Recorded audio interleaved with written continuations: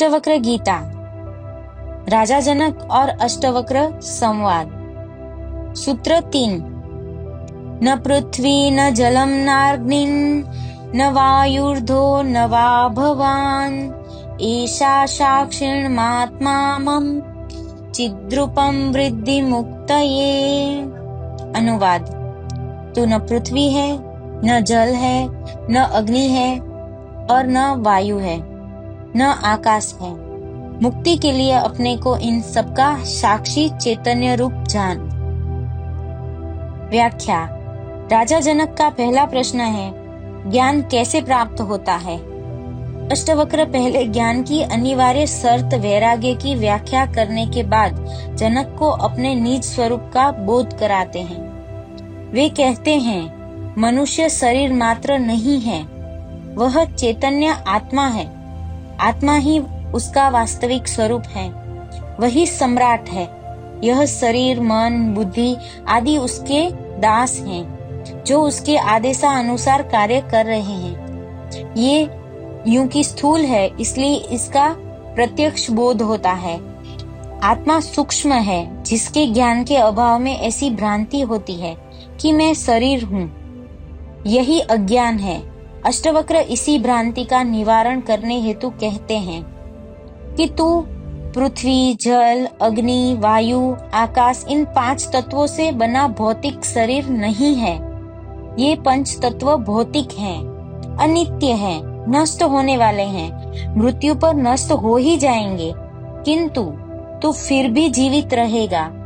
वह मृत्यु के बाद भी तू अपनी अगली यात्रा पर निकल जाएगा।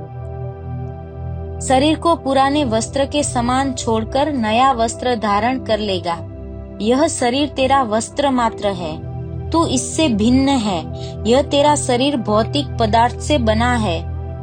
तू घर नहीं है, बल्कि उसमें रहने वाला मालिक है। तू उसमें निवास करने वाला साक्षी चैतन्य रूप है।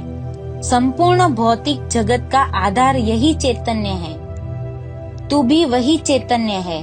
अपने को भौतिक शरीर समझने की जो तुझे अनेक जन्मों के अभ्यास के कारण भ्रांति हो गई है, उसे मिटाकर अपने को साक्षी चैतन्य रूप जान।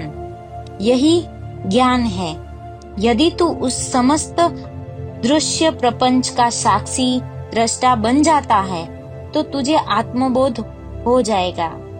यही सूत्र है जिसे पकड़ने पर अन्य कोई साधना आवश्यक नहीं रह जाती। हम कहते हैं, यह शरीर मेरा है, मन मेरा है, बुद्धि मेरी है, आदि तो यह मैं कौन है जिसे ये सभी है। निश्चित ही ये सभी मैं से भिन्न है।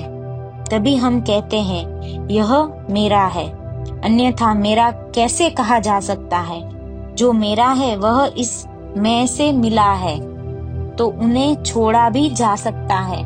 वह इन सब मेरे के छूटने पर जो शेष बच जाता है, वही मैं का वास्तविक स्वरूप है।